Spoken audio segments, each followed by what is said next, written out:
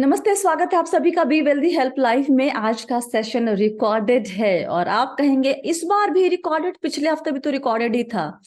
हम एक्चुअली थोड़ा ट्रैवल कर रहे हैं इस हफ्ते और मेरे पास दो ऑप्शन थे, या तो कैंसिल कर दे लाइव सेशन को या फिर हम रिकॉर्ड कर ले सेशन को। तो हमने सोचा कि दूसरा ऑप्शन जो है वो ज्यादा बेहतर है, इसलिए हमने ये सेशन को रिकॉर्ड किया एंड प्रॉमिस जो अगला सेशन होगा वो एक्चुअल लाइव होगा। आज भी हमने 10 सवाल लिए हैं। कहाँ से? पुराने सेशंस या वीडियोस में जो आपके कमेंट आते हैं वहां से, या फिर आप जो हमें ईमेल करते हैं ask@bewealthy.co.in पर, वहां से। और आज आपकी उलझन को आसान और सरल भाषा में दूर करने के लिए हमारे साथ होंगी founder of Finfix research and analytics private limited Prabhleen Bajpai. तो वक्त जाया नहीं करते हैं और फट से प्रावलीन को ऐड करते हैं और हम ये सेशन आज का रिकॉर्ड कर लेते हैं। Just 1 second. हाँ जी। Hello, hi hi hi. Hi, hi Swati, how are you? बहुत बढ़िया, आप कैसी हैं? Good, good. आपका बैकग्राउंड बड़ा अच्छा लग रहा है हमें देखने में। Thank you. ठीक है। हमने ऑलरेडी अपने सब्सक्राइबर्स को या व्यूअर्स को बता दिया प्रॉब्लम कि हम ये रिकॉर्ड कर रहे हैं, लेकिन हम वन गो में कर लेंगे ताकि बीच में कहीं हमें एडिट करने की जरूरत ना पड़े इस वीडियो को। ठीक है, Absolutely. चलिए शुरू करते हैं। पहला सवाल लेते हैं हम फौजिया वेरोनिका जी का। एनआरआई है और ये चाहती है म्यूचुअल फंड में इंडिया में निवेश करना। कहाँ रहती हैं ये नहीं लिखा उन्होंने अपने सवाल में, और उन्होंने स्पेसिफिकली इंडेक्स फंड के बारे में पूछा है प्रॉब्ली कि क्या एनआरआई इन्वेस्ट कर सकते हैं इंडेक्स फंड इंडिया में। कुछ फंड हाउसेस है जो अलाउ करते हैं अपने फंड्स में निवेश करना, हालांकि सारे फंड हाउसेस नहीं करते। लेकिन ये इंडेक्स फंड से स्पेसिफिकली जुड़ा हुआ सवाल क्यों उनके जहन में आया होगा? पहले तो इंडेक्स फंड से जुड़ा हुआ क्यों आया होगा मेरे ख्याल से स्वाति, क्योंकि अगर इंडिया के बाहर है सो अक्सर हम लोग जो बेंचमार्क इंडेक्स है उसको इकोनॉमी का सबसे बड़ा रिप्रेजेंटेटिव भी मानते हैं। और हम्म। अगर इंडियन ग्रोथ स्टोरी में पार्टिसिपेट करना है, आई थिंक निफ्टी 50 का एक्सपोजर लेना is one of the best veg. हाँ। और वो आपका स्टेपिंग स्टोन भी होना चाहिए। हम्म। एंड उसके अलावा भी I think mid cap index, मैं अक्सर बोलती हूँ that even in the mid cap space 150 का जो हमारा इंडेक्स है दैट इज क्वाइट गुड।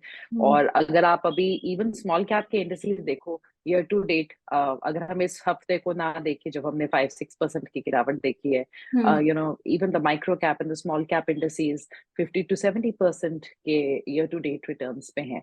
सो एक बहुत सिंपल तरीका तो होता ही है डेफिनेटली, एंड आई थिंक उसमें उनका वो वाला हासिल भी बच जाएगा कि एग्जैक्टली कौन सा बेस्ट परफॉर्मिंग फंड है।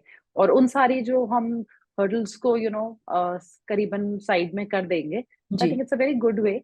हम्म। एंड जो आपने बोला कि कैसे एंड कहाँ से, so see for investors who are in US and Canada specifically थोड़ी ज्यादा लिमिटेड चॉइस है।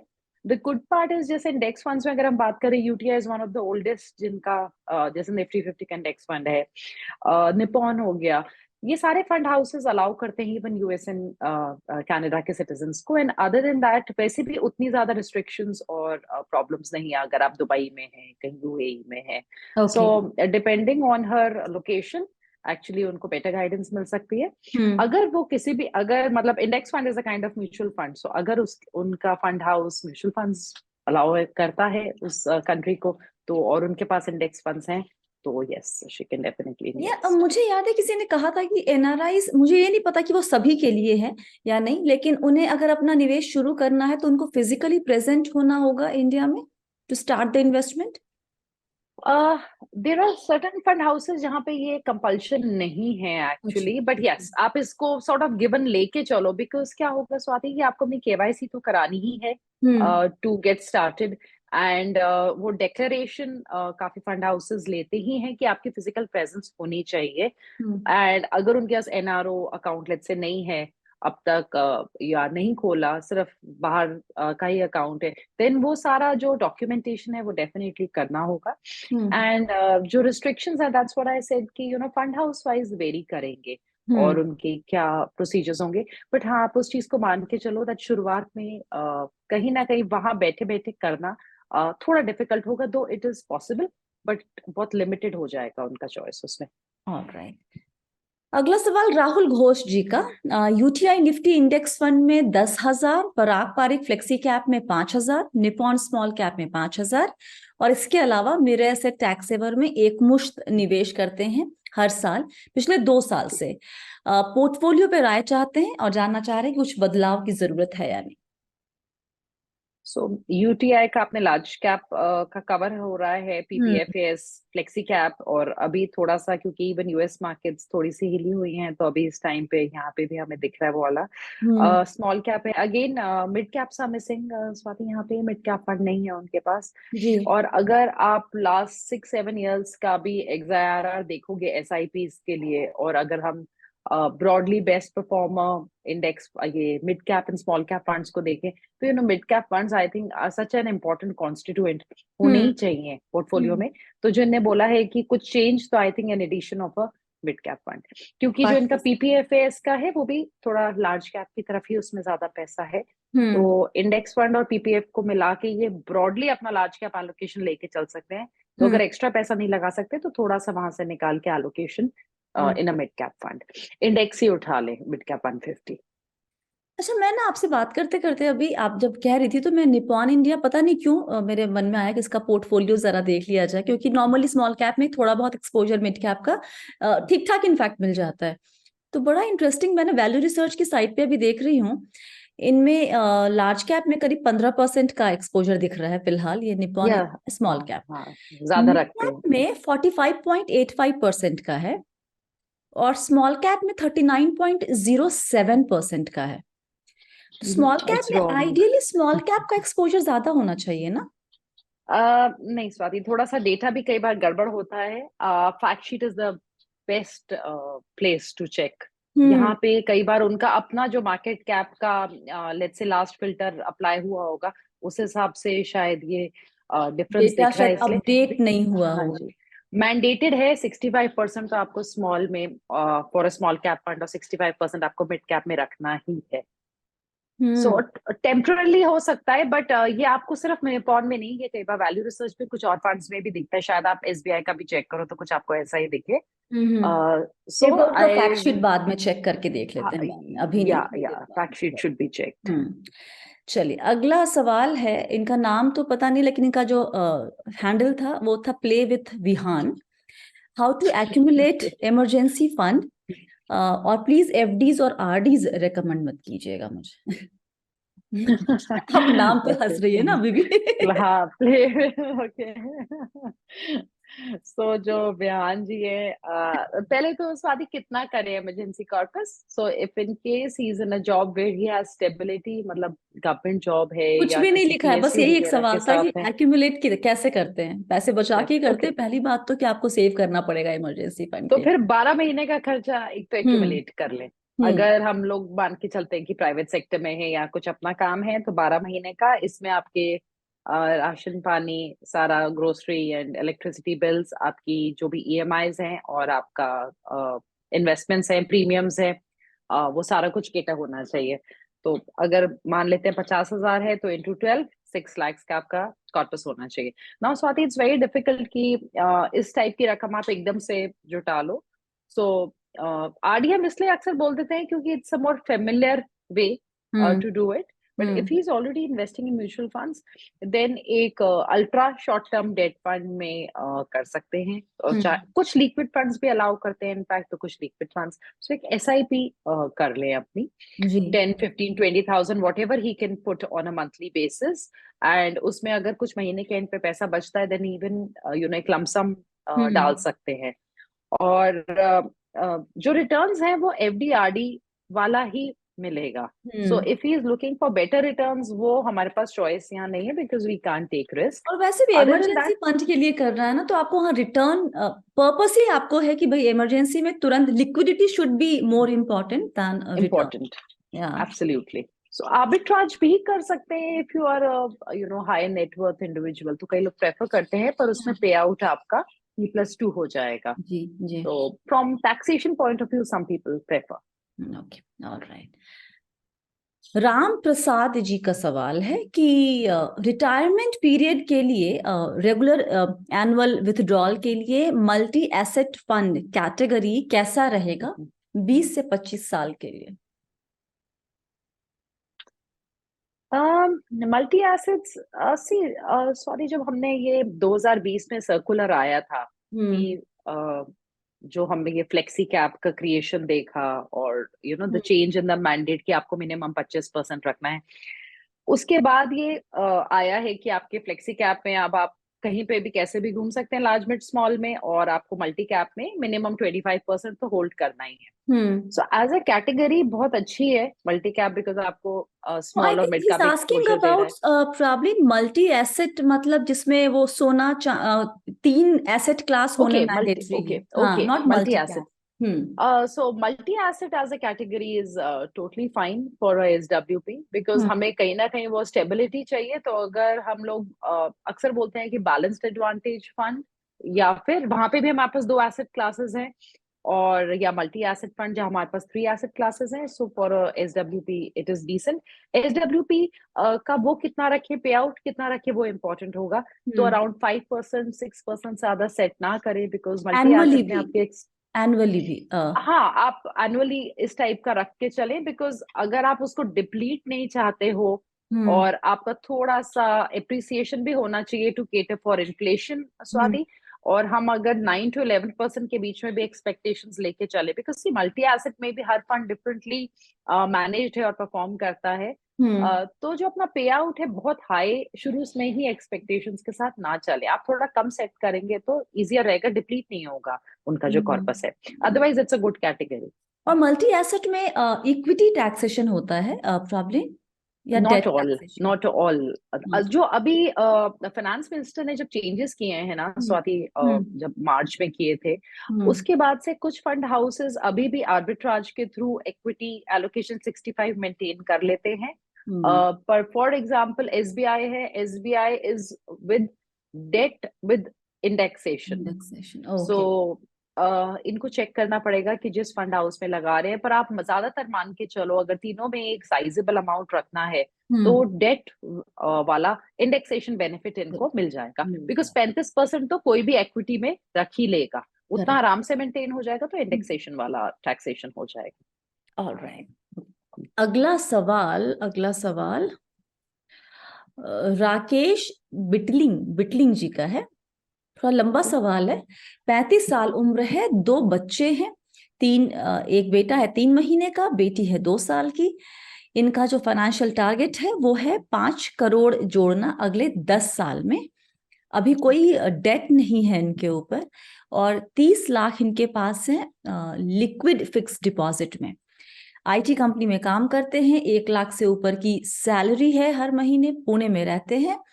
इनका मंथली SIP इन्वेस्टमेंट है 40,000 का। Nippon small cap, DSP small cap and SBI small cap, HDFC mid cap and Parag Parikh flexi cap. 5,000 तीन SBI small cap में, 10,000 mid cap में और 15,000 फ्लेक्सी कैप में।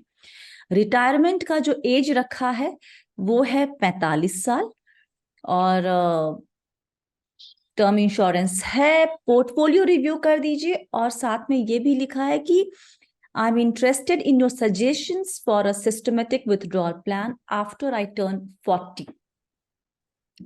एक में हम लोग ने पहला जो पोर्टफोलियो देखा उसमें मिड कैप मिसिंग था, इसमें मोटे तौर पर लार्ज कैप मिसिंग है। मतलब पराग पारिक इज हालांकि लार्ज कैप ओरिएंटेड, लेकिन still. Okay, so he wants to retire very early. ये I've never understood this concept. फिर हम लोग तो almost retirement के आजू बाजू में Swati, I think. So I feel कि इनका एक तो जो करंट SIP है ना 40,000 की, अगर हम इनका 15 लाख का लमसम जो इनके पास, सॉरी 30 लाख का लमसम आपने बोला है, राइट, अवेलेबल है, उसमें से अब हम सारा तो इक्विटी में नहीं डाल सकते। अगर हम मान के चले कि हम उसमें से 15 लाख एलोकेट कर सकते हैं टुवर्ड्स इक्विटी, 15 हम इनके पास लिक्विड में छोड़ देते हैं, और 40,000 की अगर हम SIP से कंटिन्यू करें, तो नेक्स्ट 10 इयर्स में ये अपने टारगेट के काफी दूर है। तो ओके। अगर 5 करोड़ का टारगेट है, सो ये अराउंड 1.3 करोड़ ही जमा कर पाएंगे। सी 10 इयर्स में कंपाउंडिंग उतना प्ले में नहीं आ पाता है, it's still a shorter time period, Yeah. 15 years करेंगे तो थोड़ा सा 2.5 करोड़ तक जमा कर लेंगे, अगर 20 ईयर्स करते हैं तो जाके ये अबाउट अपना टारगेट को अचीव करेंगे। एंड ये मैंने 11% के रिटर्न पे दिया। Now we can say that you know he has more of small caps, तो रिटर्न बेटर होगा।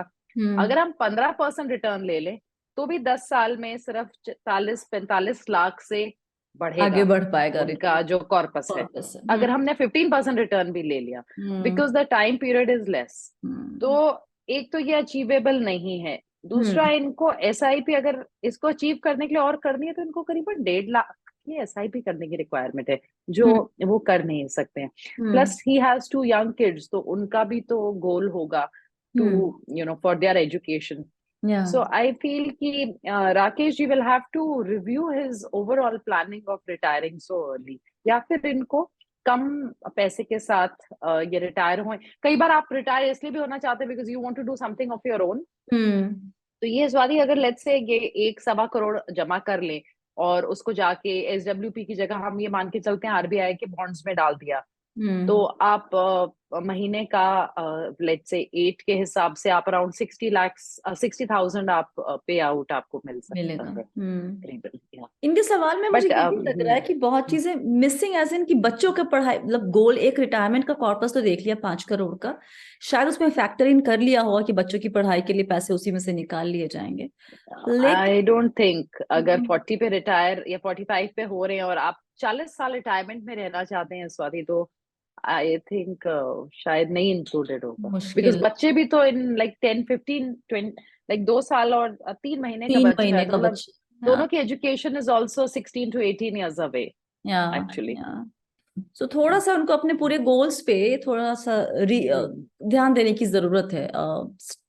अनरियलिस्टिक गोल के साथ थोड़ा सा स्टीप है टारगेट, ये हम्म। तो नहीं, बट अगर उनका ईपीएफ वगैरह जा रहा है या कहीं और सोर्स से भी उनके पास आ रहा है, तो maybe then that can take him slightly closer to the goal. Okay, alright. Manish Ranjan का सवाल है कि क्यों कुछ फंड्स अपने पोर्टफोलियो में 100 से ज्यादा स्टॉक्स रखते हैं, जैसे आईसीआईसीआई प्रूडेंशियल मल्टी कैप, बंधन emerging business, HDFC large and mid cap और निपॉन स्मॉल कैप। ये किस तरीके से मदद करता है एक बेहतर रिटर्न जनरेट करने में? और मुझे लगता है ये सवाल इसलिए भी आया होगा क्योंकि हम नॉर्मली जब लोगों को सलाह देते हैं, बोलते हैं बहुत बड़ा पोर्टफोलियो मत रखो, या स्टॉक्स पे भी निवेश करते हो तो तुम्हें म्यूचुअल फंड थोड़ी बनाना है अपना, तुम कम रखो, कोई फायदा नहीं होता आपका। तो ये फंड हाउसेस खुद क्यों 100-200 रखते हैं? आई थिंक जो हमने नाम लिए हैं स्वाति, ज्यादातर multi cap and small cap वाले फंड की तरफ है, मतलब not in the large cap space. So Nippon का तो आई थिंक काफी वैलिड रीजन है, बिकॉज उनका जो साइज है उनके फंड का इन the small cap space already बहुत बड़ा है। सो अगर आप बिगेस्ट बायर और सेलर बन जाओगे in the small cap segment, you know you are a sizable corpus, तो जब आप बाय एंड सेल करेंगे वो एक्चुअली में अफेक्ट करेगा मार्केट को। Price movement. So they yes they do definitely, और वो चाहते भी नहीं ऐसे, अगर वो कोई अंडर वैल्यूड स्टॉक को पिक करना शुरू करना चाहते हैं और आप बहुत बड़ी रकम डालेंगे उसको पिक करने के लिए, तो वो बाजार को पता चल जाता है कि इस स्टॉक में इंटरेस्ट आ रहा है। So I think that is why they वो थोड़ा स्प्रेड करके रखते हैं अपने पोर्टफोलियोज को, ताकि उनको कभी भी उसको लिक्विडेट करने में, एग्जिट करने में प्रॉब्लम ना हो। मतलब 20,000 से 25,000 करोड़ का क्योंकि एयूएम है। And I think the other ones multi cap में ICICI can be something of a similar approach, because आप देखो तो मल्टी कैप में भी 50% is going into mid and small. So and it can also be as a philosophy. कई लोग जो concentration है उसको कम रखना चाहते हैं, कि हमारा जो टॉप 10 या टॉप 15 स्टॉक्स का कॉन्सेंट्रेशन है that should not go beyond let's say 20%। सो इसका डिसएडवांटेज अगर हम बहुत थ्योरेटिकली देखें तो हो भी सकता है, क्योंकि हम फाइनेंस में अक्सर बोलते हैं दैट डाइवर्सिफिकेशन बेनिफिट एक पॉइंट के बियॉन्ड चला जाता है।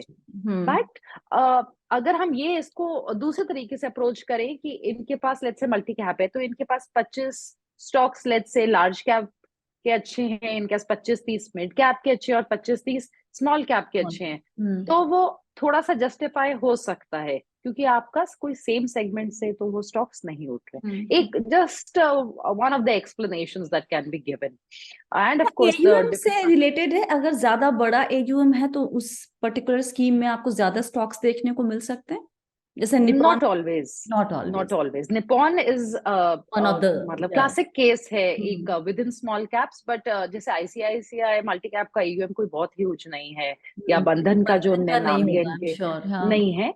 So hmm. As a philosophy fund houses ने अपना वो रखा है that may be they want to have a more quite a diversified portfolio. Okay.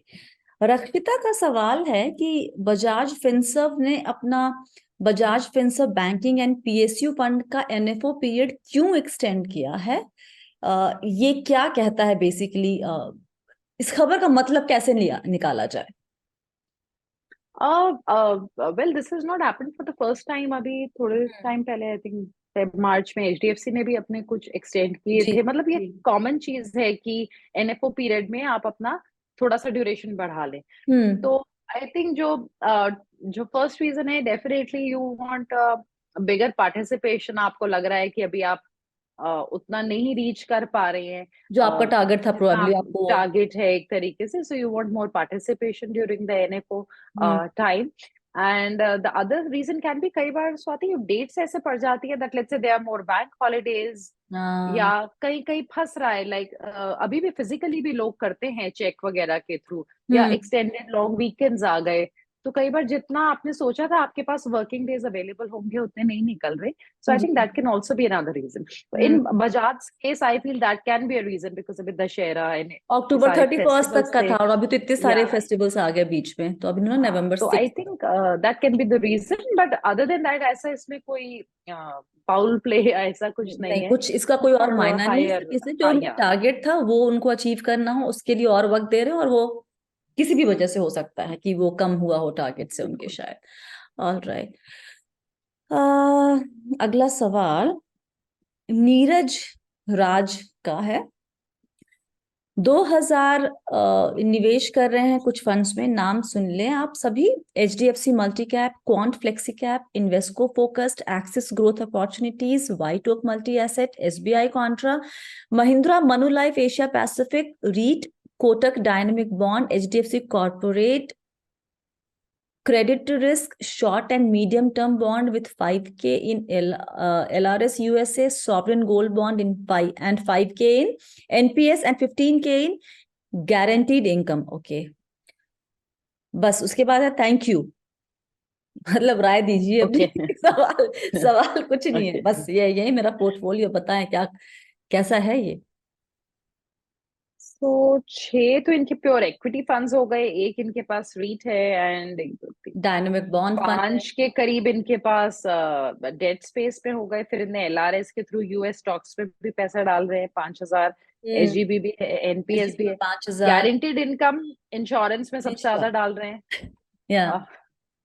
Probably yearly होगा मुझे लग रहा है प्रीमियम, नॉट मंथली प्रीमियम। हम्म। राय ऐसी है स्वाति इसके ऊपर कि अगर लंबे टाइम का पोर्टफोलियो है, तो मुझे एक तो नहीं पता इनने इतने सारे एचडीएफसी के डेट फंड्स क्यों जोड़े हैं। हम्म। अगर अपना फिक्स्ड इनकम का पोर्टफोलियो बना रहे हैं, he can just pick one of them, और वो क्रेडिट रिस्क वाला नहीं होना चाहिए। तो हम्म। क्रेडिट रिस्क की बिल्कुल जरूरत नहीं है। अगर short term bond as a emergency, as a contingency fund रख रहे हैं, तो अपना शॉर्ट टर्म बॉन्ड के साथ या कॉर्पोरेट बॉन्ड के साथ कंटिन्यू कर ले, एंड उसी में सब कुछ जोड़ ले जो बाकी दोनों तीनों हैं। हम्म। ये तो इनका डेट फंड को मतलब पहले तो नंबर्स कम कर ले। हम्म। विद इन द इक्विटी इनके पास मल्टी कैप है ऑलरेडी दो। एक्सिस का लार्ज मिड है, इन्वेस्को का फोकस्ड है, फिर क्वांट का फ्लेक्सी है। Again a very scattered portfolio.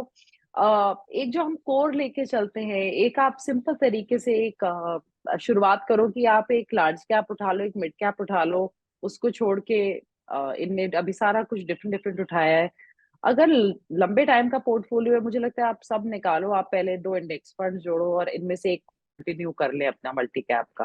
हम्म। इतना ज्यादा असॉर्टेड पोर्टफोलियो का कोई मतलब ही नहीं है। एसबीआई का कॉन्ट्रा भी कंटिन्यू कर सकते हैं, that is also quite a good fund. तो हम्म। ऐसे दो मतलब 2 से 3 से 4 फंड से ज्यादा, बेसिकली दो पैसिव दो एक्टिव फंड से ज्यादा रखने की जरूरत ही नहीं है। एंड एलआरएस के थ्रू जो बाहर कर रहे हैं, I don't know, it will turn out more expensive. जब आप बहुत सारा पैसा बाहर एलआरएस से भेज रहे हैं, then that is a easier way, आपके एक्सपेंसेस कम होते हैं। मुझे लगता है अगर 5,000 ही डालना है तो आप म्यूचुअल फंड्स के थ्रू डाल दें, that will be a better way to invest outside, और इंडेक्स फंड्स हमारे पास अवेलेबल है। SGB is okay, NPS is also okay. Guaranteed income वाले प्लान को इनको एक बार रिव्यू करना है। और जो भी सुन रहे हैं हमें, उनके लिए एक सलाह, जब आप सवाल भेज रहे हैं अपने पोर्टफोलियो से जुड़ा हुआ और इस तरह का पोर्टफोलियो खासकर, तो निवेश एटलीस्ट एसेट क्लास के बाजू में लिख दे कि ये किस लिए कर रहे हैं आप। कुछ तो थॉट प्रोसेस रहा होगा ना, आपने इक्विटी भी है, डेट भी है, आप रीट के थ्रू आप एक्सपोजर ले रहे हैं थोड़ा रियल एस्टेट में, तो वो पर्पस क्या है उस निवेश का, क्या सोच के किया है और क्या उससे अचीव करना चाह रहे हैं। अगर ये भी भेज देंगे एक एक लाइन में ही सही, तो जवाब देना बहुत आसान हो जाएगा हमारे लिए। तो नीरज जी, आपको राय मिल गई है, अब थोड़ा इस पे आप काम कीजिए अपने पोर्टफोलियो पर। 2 सवाल और बचे हैं, कौन सा लूं पहले, मुझे ये समझ में नहीं आ रहा। अच्छा, दीपक कुमार जी का सवाल लेते हैं, मैं इनको क्यों एंड के लिए रख रही थी, क्योंकि बहुत ही इंटरेस्टिंग क्वेश्चन है। ये रांची के हैं दीपक जी, और अभी शुरू नहीं किया है लेकिन करना चाहते हैं 30 साल के लिए निवेश, और जो कैटेगरी देखी है वो मल्टी कैप, स्मॉल कैप और मिड कैप कैटेगरी में निवेश करना चाह रहे हैं, with top up 5% in every 6 months. अब इन्होंने रिसर्च किया है वैल्यू रिसर्च पे, मल्टी कैप, और 3 फंड्स उनको वहां पे दिख रहे हैं, निपॉन, आईसीआईसीआई और क्वांट के multi cap. This is my first investment in mutual fund and I want to do my own research. ठीक है, और जो क्राइटेरिया इन्होंने चुना, सेलेक्ट किया है, रखा है सेलेक्ट करने के लिए, स्टैंडर्ड डेविएशन देखा है, Sharpe ratio, Sortino, beta, alpha, expense ratio, exit load, highest net asset for liquidity, like 10 साल का डेटा इन्होंने देखा है, रेटिंग देखी है, रैंक्स देखा है। उसके बाद कह रहे हैं कि I do not know whether I have selected the right और wrong fund, so please guide me in selecting the fund process, और सिलेक्शन पे भी राय चाहिए। अभी ये किताब पढ़ रहे हैं मोनिका हालन मैम की, और आने वाले दिनों में ये रिसर्च करेंगे स्मॉल कैप और मिड कैप पे, और तब अपना सवाल फिर से भेजेंगे। तो मुझे इनका सवाल वेरी स्वीट प्यारा लगा है, और सबसे इतने मजे प्यार की, से उनने अपना लिखा है कि मैं भी ये भी पढ़ रहा हूँ, मैंने यहाँ भी देखा है, मैंने यहाँ भी देखा है। और मजे की बात क्या है, मजा है not in a wrong sense, it's a very अच्छा काम कर रहे हैं, बहुत चीजें सीख रहे हैं, पढ़ रहे हैं और फिर अपना रिसर्च कर रहे हैं। लेकिन इतना करने के बाद भी अनफॉर्चुनेटली कॉन्फिडेंस नहीं आता कि मैं जो चुन रहा हूँ वो सही चुन रहा हूँ कि नहीं चुन रहा। सी अवेलेबल बहुत है स्वाति इंफॉर्मेशन, अगर हम चाहें पढ़ना आप कर सकते हो, बट एक फाइनल एलोकेशन के टाइम पे आई थिंक वो थोड़ा सा इंडिसीजन आ ही जाता है। सो दीपक जी का जो इस टाइम पे थोड़ा सा डिलेमा है कि चूज सही किया है या नहीं, आई थिंक इट्स जस्टिफाइड। मुझे तो लगता है इतना ही शुड, मतलब जो आपकी अपनी नौकरी है आप उस पे पूरा फोकस करिए, उधर और पैसा कमाइए। पैसे कमाने और पे अगर फोकस आपका, करते हैं। हाँ, अपनी नौकरी पे अपना स्किल सेट इम्प्रूव करने में, ये जनरली मैं राय दे रही हूँ। और अगर 30 साल का पोर्टफोलियो, तो आंख बंद करिए और इंडेक्स फंड्स को उठा लीजिए। तो it will save you all the pain, all the hassle, and it will save you a lot of time. आप सिंपली इस टाइम पे एक लार्ज, एक mid, and even in the small cap, अगर 30 इयर्स का पोर्टफोलियो था, आप small cap index उठा लो।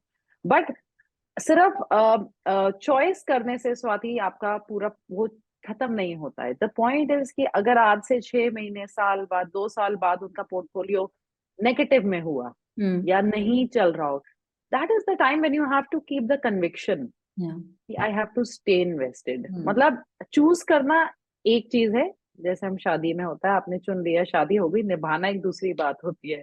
सो निभाना है आपने अपने फंड्स के साथ। और इंडेक्स फंड्स आप अगर चुन रहे हैं ना, तो आपको ये नहीं लगेगा कि मैं बेस्ट हूँ या मैं वर्स्ट हूँ, तो आप वो इधर उधर नहीं बिल्कुल बॉदर करेंगे। You know that you getting what the standard returns in the category are.